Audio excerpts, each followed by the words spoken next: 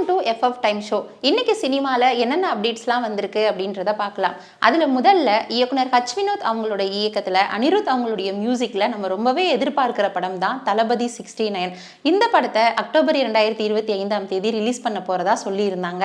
ஆனால் இப்போ என்ன தகவல் வெளியாகி இருக்கு அப்படின்னா, இந்த படத்தை பொங்கலுக்கு வந்து நம்ம கொண்டு போகலாம், 2026 நம்ம பொங்கல் ரிலீஸாக வந்து மக்களுக்கு இதை கொடுப்போம் அப்படின்ற மாதிரியான ஒரு தகவலை வந்து ரிலீஸ் பண்ணியிருக்கிறதா சொல்கிறாங்க.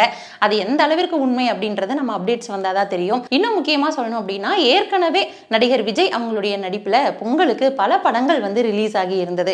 கோயம்புத்தூர் மாப்பிள்ளையில ஆரம்பிச்சு வாரிசு வரைக்கும் நிறைய படங்கள் வந்து பொங்கலுக்கு ரிலீஸ் ஆகி கலவையான விமர்சனங்களை தான் பெற்றிருந்துச்சு அப்படின்னு சொல்லலாம். அவருக்கு ஹிட்டும் கொடுத்துருக்கு, ஃபிளாப்பும் கொடுத்துருக்கு.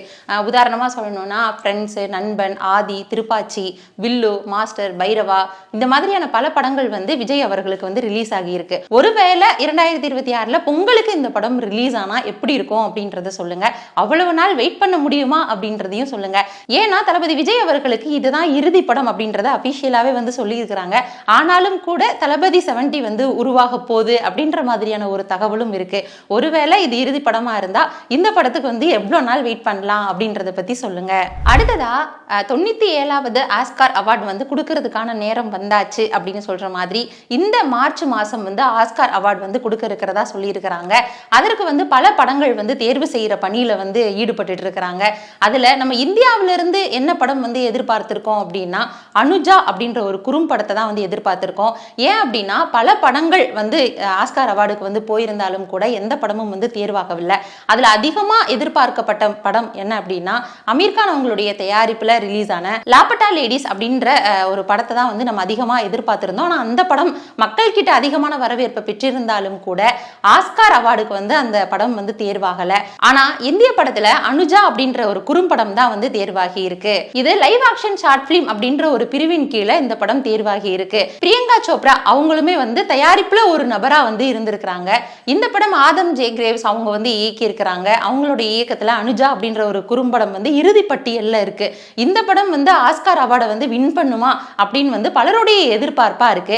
ஒருவேளை இந்த படம் வந்து வின் பண்ணா இந்தியாவிற்கே வந்து பெருமை அப்படின்ற மாதிரி சொல்லலாம். இந்த படம் வந்து ஏன் இன்னும் ஸ்பெஷலா இருக்கு அப்படின்னு சொல்லணும் அப்படின்னா, குழந்தை தொழிலாளர்களுடைய பிரச்சனையை பேஸ் பண்ணி தான் இந்த படம் எடுக்கப்பட்டிருக்கு. இந்த படம் தேர்வாகிறதுக்கு அதிகமான சாத்தியக்கூறுகள் இருக்கு அப்படின்ற மாதிரி சொல்றாங்க. ஸோ எப்படி அப்படின்றத நம்ம அதோடைய இறுதி முடிவு வந்தாதான் நம்ம வந்து தெரிஞ்சுக்க முடியும். கர்நாடக மாநில அரசு சிறந்த நடிகருக்கான விருது வந்து வழங்குறதுக்கு நடிகர் கிச்சா சுதீப் அவங்களை வந்து தேர்ந்தெடுத்திருக்கிறாங்க.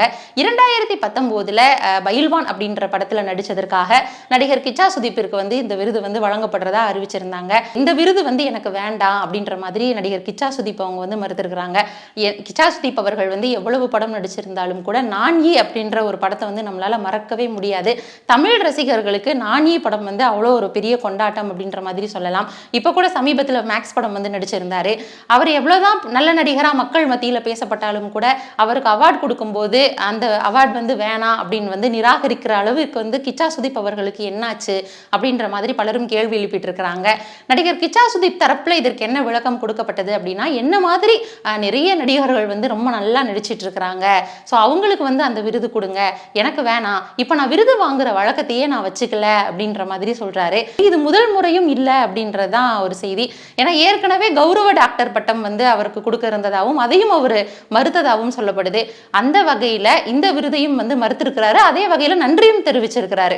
என்னை வந்து சிறந்த நடிகரா நீங்க வந்து தேர்வு செஞ்சதுக்கு ரொம்ப நன்றி அப்படின்ற மாதிரி நடுவண் அரசுக்கும் ரொம்ப நன்றி, கர்நாடக மாநில அரசுக்கும் ரொம்ப நன்றி அப்படின்ற மாதிரி சொல்லியிருக்கிறாரு. இதே மாதிரி நிறைய நடிகர்கள் வந்து இந்த மாதிரியான விருதுகளை வந்து மறுத்திருக்கிறாங்க. அதோடைய பட்டியல்லாம் நம்ம அடுத்தடுத்த காணொலியில பார்க்கலாம். இப்ப கிச்சா சுதீப் அவர்கள் வந்து இந்த விருதை வாங்க மறுத்ததற்கு வேற என்ன காரணமா இருக்க முடியும்ன்றதை நீங்க நினைக்கிறீங்க? அவர் விருது வாங்கல அப்படின்றது வருத்தமா இருக்கு அப்படின்றத நீங்க எத்தனை பேர் நினைக்கிறீங்க அப்படின்றத கமெண்ட்ல சொல்லுங்க. அடுத்த அப்டேட் என்ன அப்படின்னா, கோபிசத் மலினேனி அவங்களுடைய இயக்கத்துல ஜாத் படம் வந்து உருவாகிட்டு இருக்கு. இந்த படத்தை ஏப்ரல் 10 ரிலீஸ் பண்ண போறோம் அப்படின்னு அபிஷியலாவே அனௌன்ஸ்மெண்ட் கொடுத்திருக்காங்க. இந்த படத்துல சன்னி தியோல் ஒரு முக்கியமான கேரக்டர்ல வந்து நடிச்சிருக்காங்க. அது மட்டும் இல்லாம ரன்தீப் ஹோடா, ரெஜினா கசன்ட்ரா இந்த மாதிரி பலருமே வந்து இந்த படத்துல நடிச்சிருக்காங்க. இந்த படம் தமிழ், தெலுங்கு, ஹிந்தி இந்த மாதிரி 3 மொழிகளில் வந்து ரிலீஸ் ஆக போகிறதா சொல்லியிருக்கிறாங்க. ஸோ என்னென்ன அப்டேட்ஸ் வந்து இனிமேல் வரும் அப்படின்றத பொறுத்து தான் அதை வந்து நம்ம சொல்லணும்.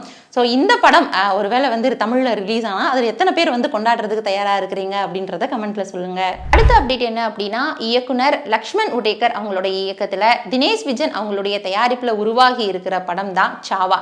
இந்த படத்தில் ஹீரோவாக நடிச்சிருக்கிறாங்க விக்கி கௌசல், ஹீரோயினாக நடிச்சிருக்கிறாங்க ராஷ்மிகா மந்தனா. ஏற்கனவே புஷ்பா 2 படம் மூலமாக ரொம்பவே வந்து கிளாமரா நடிச்சிருக்காங்க அப்படின்ற மாதிரி நிறைய சொல்லப்பட்டாலும் கூட பாக்ஸ் ஆஃபீஸ் கலெக்ஷன்ல புஷ்பா 2 படம் வந்து பெரிய அளவில் வந்து வெற்றி பெற்றிருக்கு அப்படின்ற மாதிரி நம்ம சொல்லலாம். ராஷ்மிகா மந்தனா அவங்களுடைய நடிப்புல வந்து பல படங்கள் ரிலீஸ் ஆகியிருந்தாலும் மக்களால் கொண்டாடப்படக்கூடிய படமா இப்போ வரைக்கும் கீதா கோவிந்தம் இருக்கு அப்படின்றத மறுக்க முடியாது. நிறைய கேரக்டர்ஸ்ல அவங்க நடிச்சா கூட இன்னுமே வந்து எங்களுக்கு ஒரு யங்கா காலேஜ் ஸ்டூடெண்டா வாங்க அப்படின்ற மாதிரி தான் ரசிகர்கள் நிறைய பேர் எதிர்பார்த்துட்டு இருக்காங்க. ஆனா இந்த சாவா படத்துடைய கதையே டோட்டலா வேற அப்படின்ற மாதிரி சொல்லலாம். ஏன்னா இந்த சாவா படத்துடைய கதையே என்ன அப்படின்னா, சத்ரபதி சாம்பாஜி மகாராஜாவுடைய வரலாற்று அடிப்படையாக கொண்டு உருவாக்கப்பட்ட நாவலை தழுவிதான் இந்த சாவா அப்படின்ற படமே எடுக்கப்பட்டிருக்கு. ஸோ வரலாற்றில் இவங்களும் மகாராணியா வந்து நடிச்சிருக்கிறாங்க ராஷ்மிகா மந்தனா. ஸோ இந்த படம் வந்து மக்கள் கிட்ட அதிகமான எதிர்பார்ப்பை ஏற்படுத்துறதுக்கு நிறைய காரணங்கள் இருக்கு.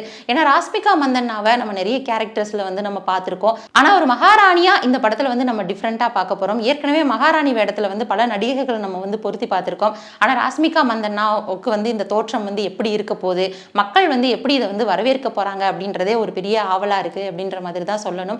இந்த படத்தை பத்தி ராஷ்மிகா மந்தனா வந்து என்ன சொல்லியிருக்கிறாங்க அப்படின்னா, அவர் வந்து இயக்குனர் கிட்ட சொன்னதா வந்து அவங்க சொல்லியிருக்கிறாங்க. என்ன சொல்லியிருக்காங்க அப்படின்னா, இதோட எனக்கு வந்து படமே முடிஞ்சா கூட போதும், இந்த ஒரு கேரக்டர்ல வந்து நான் நடிச்சிட்டேன், அதுவே எனக்கு வந்து ரொம்ப சந்தோஷமா இருக்கு, இதுக்கு மேல வந்து என்னுடைய திரைத்துறை வாழ்க்கையே இனிமேல் அவ்வளவுதான் அப்படின்னு சொன்னா கூட ஓகே தான் அப்படின்ற மாதிரி சொல்லியிருக்காங்க. அந்த அளவிற்கு இந்த படத்துல வந்து அவங்க முழு ஈடுபாட்டோட நடிச்சிருக்கிறாங்க. ஏன்னா இந்த படத்துடைய ட்ரெய்லர் வந்து சமீபத்தில் தான் வந்து ரிலீஸ் ஆகி இருந்தது. ஸோ அந்த வகையில் இந்த ட்ரெய்லரை எப்போ பார்த்தாலுமே வந்து எனக்கு ரொம்ப எமோஷ்னலாக இருக்குது அப்படின்ற மாதிரி வந்து அவங்க சொல்லியிருக்கிறாங்க. இப்போ இந்த செய்தி வந்து வைரலாக போயிட்டு இருக்கு. ஏன்னா அந்த அளவிற்கு இவங்க வந்து எந்த படத்தையும் பற்றி சொல்லலை அப்படின்றது குறிப்பிடத்தக்கது. இந்த படத்தில் வாழ்ந்திருக்காங்க அப்படின்ற மாதிரியே சொல்லணும். அது மட்டும் இல்லாமல் இந்த படத்துக்கு இன்னும் ஸ்பெஷலாக வந்து ஏஆர் ரஹ்மான் அவங்க வந்து மியூசிக் பண்ணுறாங்க. இர்ஷாத் கமல் வந்து இந்த படத்தில் பாடல்களை வந்து எழுதியிருக்கிறாங்க. ஸோ இவங்க கூட்டணியில் ரிலீஸ் ஆக போகிற இந்த படத்திற்கு மக்கள் மத்தியில் எதிர்பார்ப்பு அதிகரிச்சுட்டே இருக்கு. சரி, இந்த படம் என்னைக்கு ரிலீஸ் ஆகும் அப்படின்னு நம்ம பார்த்தோம் அப்படின்னா, பிப்ரவரி 14ஆம் தேதி இந்த படத்தை வந்து ரிலீஸ் பண்ண போறதா அபிஷியலாவே அனௌன்ஸ் பண்ணியிருக்கிறாங்க. ஸோ காதலர் தினத்தன்னைக்கு இந்த படத்தை வந்து நீங்க மறக்காம எதிர்பார்க்கலாம் அப்படின்ற மாதிரி உங்களோட கேலண்டர்ல குறிச்சு வச்சுக்கோங்க அப்படின்னு சொல்ற அளவுக்கு வந்து இந்த படத்தை வந்து சொல்லியிருக்கிறாங்க.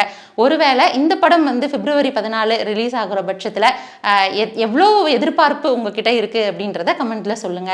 அதே மாதிரி ராஷ்மிகா மந்தனாவுக்கு இந்த படம் வந்து வேற ஒரு திருப்பு முனையா தான் இருக்கும் அப்படின்றதுமே எதிர்பார்ப்புல தான் இருக்கு. இன்னைக்கு எஃப்எஃப் டைம் ஷோல நம்ம நிறைய அப்டேட்ஸ் வந்து பார்த்தோம். அடுத்தடுத்த வீடியோல நம்ம அடுத்தடுத்த அப்டேட்ஸ்லாம் வந்து பார்க்கலாம். அதுவரை இணைந்தே இருங்கள். இது FF time show. Bye from Devika.